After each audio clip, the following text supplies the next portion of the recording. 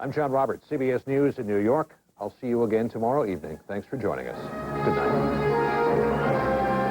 For news 24 hours a day. In Salt Lake and 66 with cloudy skies in Las Vegas, Albuquerque at 71. We bring you the latest weather every hour at the top of the hour, 24 hours a day from the Channel 2 News Weather Center.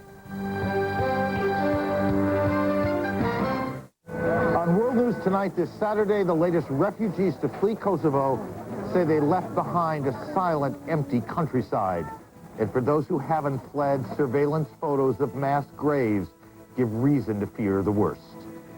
FBI agents searched the home of a Chinese-American scientist under suspicion for leaking American nuclear technology. And in Daytona Beach, Florida, charges of racism stemming from a spring break tradition.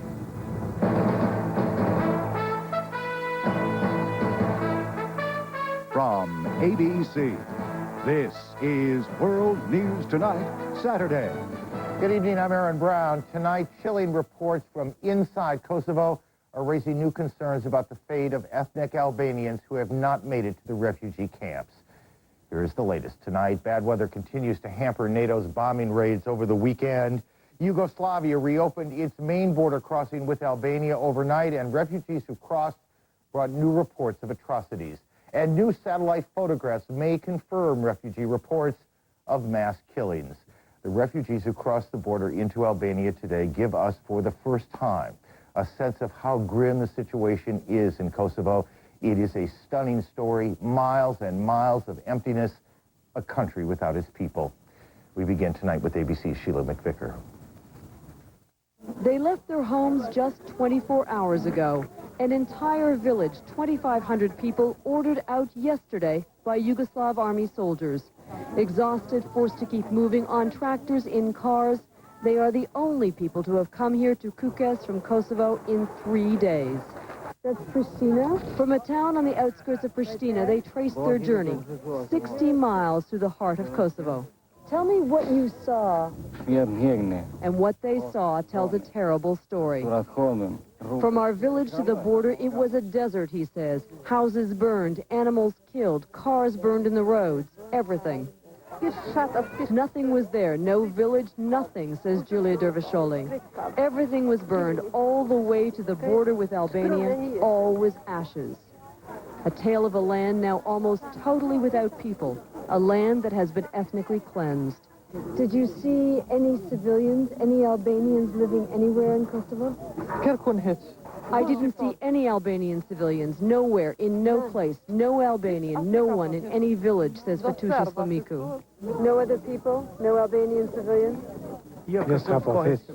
There were no Albanians, only destroyed houses and tanks, destroyed houses in the army. The stories these refugees tell of what they saw only adds to the mystery of what has happened to the thousands of people who are waiting on the other side of the border, still in Yugoslavia, when the Serbs suddenly closed the frontier 3 days ago. They left children dead, she says, dead babies covered with blankets, people killed, empty, burned tractors in the road. We didn't see the people who should have been with the tractors, he says. We didn't see them. Where did they go? The definitive answer lies on the other side of the border from where we are here. Today, Serb soldiers were busy. It looked like they were laying mines. Once again, cutting off the route into exile that they so suddenly, and with no apparent reason, opened yesterday. Sheila McVicker, ABC News, Kukës, Albania. Eyewitness accounts are one thing, but they can be contested by the Serbs, and often are. It is harder to argue with satellite photos, and ABC News has learned that the United States now has satellite pictures of close to 100 freshly dug graves in an area where refugees say mass executions took place. ABC's Martha Raddatz is at the Pentagon tonight. The grave sites are 6 kilometers north of Orahovac, a village in southwest Kosovo. A source who has seen the images says the graves are in 2 ramrod straight rows, similar to mass grave sites discovered after the war in Bosnia. About 100 fresh graves can be seen near Orahovac, but in Bosnia, similar graves were often stacked 2 or 3 bodies deep. The satellite photos will corroborate the stories from refugees who escaped Kosovo, but it only adds to the concerns over the fate of the estimated 700,000 displaced people still inside Kosovo. They're moving around, that's clear.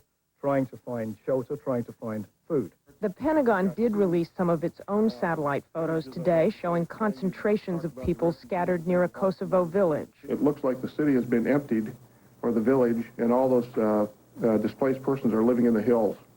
I can't tell you what conditions they're living under or what kind of threat they're living under, but you have to assume if they can get back home, they're in some kind of threat. The Pentagon will continue its attempt to track Albanians inside Kosovo, but the primary function of the satellite operation is to help zero in on Yugoslav military targets. Bad weather has seriously hampered the efforts, but today the Pentagon showed gun camera images of an F-16 attack on Yugoslav army barracks in central Serbia. The Pentagon also announced the deployment of an additional 82 aircraft to the region, including 4 A-10s and 24 F-16s. The addition of these aircraft will, of course, allow us to do two things. Expand the number of strikes over any 24-hour-a-day period, and two, give us more deep strike capacity. Of course, the aircraft that really has deep strike capacity is the Apache attack helicopter, but the Apaches won't be in place for about a month, which will be far too late for some of those still inside Kosovo. Aaron? Martha, thanks. Martha Raddatz at the Pentagon tonight. The man who tried to win the release of the 3 American prisoners in Yugoslavia returned home to Cyprus today empty-handed. Spiros Kyprianou says his mission failed because of NATO's continued bombing of Yugoslavia. The 3 soldiers were captured on the 31st of March at the Yugoslav-Macedonian border. One of them, Stephen Gonzalez, turns 22 today. His hometown of Huntsville, Texas, marked his birthday in his absence. The UN said today that the number of refugees who have fled Kosovo has now topped 500,000. Not since World War II has Europe seen anything like this. And while parallels to World War II are hardly exact, for one team of doctors working along the Macedonian border with Kosovo, they are also very hard to ignore. Here's ABC's Jane Clayson. There is an unusual kinship in this medical tent between a Jewish doctor and his Albanian refugee patient. This team of 75 Israeli doctors works around the clock. They have treated nearly 500 refugees in just the last 2 days. People felt that they had to get involved in this situation because of what happened to us in the past. The past is very much on the minds of these Jewish doctors. They say the images, the stories of ethnic cleansing, of Albanian refugees forced from their homes, echo the horrors of the Holocaust more than a half-century ago. But not all of these Israelis believe the two events are comparable. The Holocaust situation was very different because people knew they were going to extermination. And everybody who was going to a concentration camps would never come back. The historical irony here is that during the Holocaust, Kosovar Albanians supported the Nazis in exterminating Jews, while the Serbs stood up against Hitler. Even so, for Hezi Levy, who lost family in the Holocaust, being here closes an historical circle. Which begins with our parents and grandparents who suffered here, and now we are here as their children and grandchildren who come to give this assistance in the name of Israel. The Israeli people have raised more than $1 million to help the refugees here, and by the beginning of next week, Israeli relief agencies will have sent more than 100 tons of food, supplies, tents, and medicine. If this field hospital were not here, many people, especially children, would go without treatment. This woman would have likely given birth in her family tent. It's a boy. It is an extraordinary sight. Doctors who see themselves and their history in these faces. Jane Clayson, ABC News, at the Macedonian border with Kosovo. Still ahead on World News Tonight this Saturday, FBI agents raid the home of the scientist suspected of giving nuclear secrets to China. In Daytona Beach, Florida, who is out of control on spring break, students or the officials who are cracking down on them? And selling the good book. It's never been done this way before. This is World News Tonight, Saturday. Brought to you by Roundup. Also, Murray, did you hear? About Nick across the way? Crime of his life. Yeah, got sprayed. Didn't he just get sprayed? Yeah, took off his head, but didn't get the roots. Grew back stronger than ever. Whatever got him this time was different. He had such strong roots. They were handsome roots. And deep. I didn't think anything could take old Nick. Hey, next time, it could be us. Don't even think it. Roundup kills even tough weeds down to the root. Roundup, no root, no weed, no problem.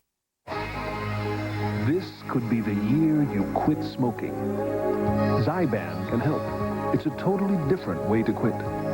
Not a patch, not a gum. Instead, the first pill that is part of a comprehensive program from your doctor can help you quit smoking.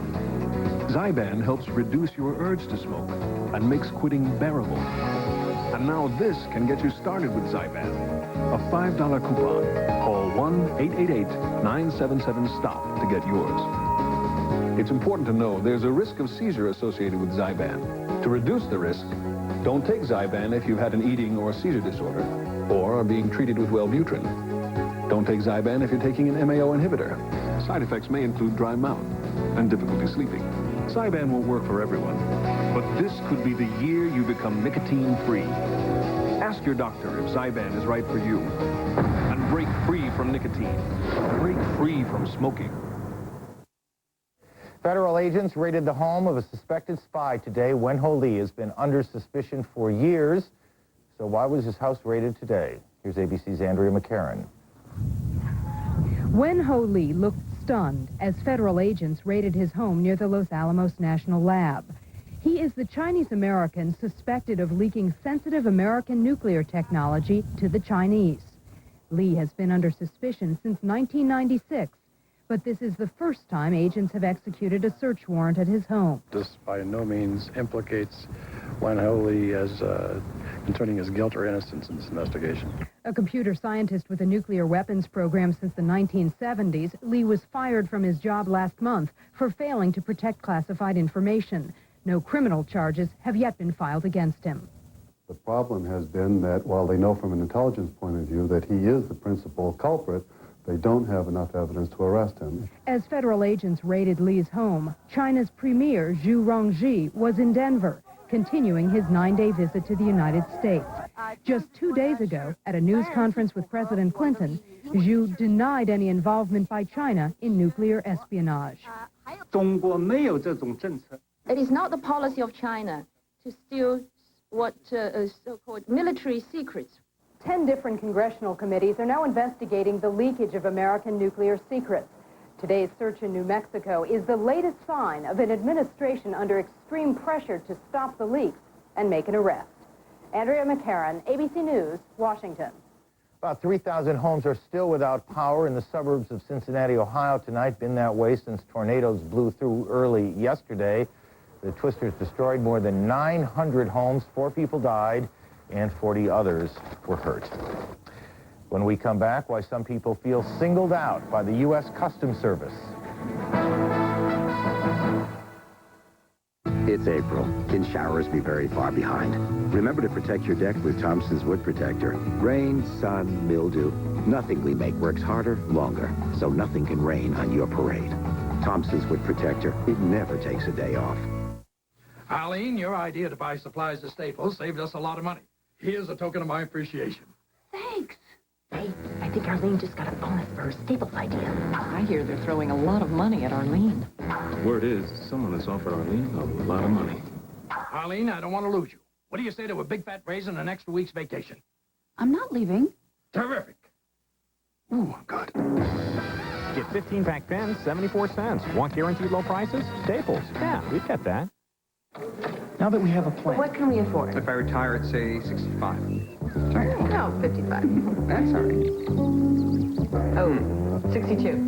Now, if Kevin goes Ivy League, let's go junior college. Honey, if he gets into an Ivy League, he's going Ivy League. You're right. Okay. I don't know. Let's see it again. And buying the vineyard in Tuscany. Ooh. Vacation in Tuscany. Yeah. That's nice. I like that. No matter what you want to achieve, we can help. Ask Merrill Lynch. When some people have allergies, they sneeze a lot. Others get an itchy, runny nose or nasal congestion. Me, I had it all. So I said to my doctor, enough already.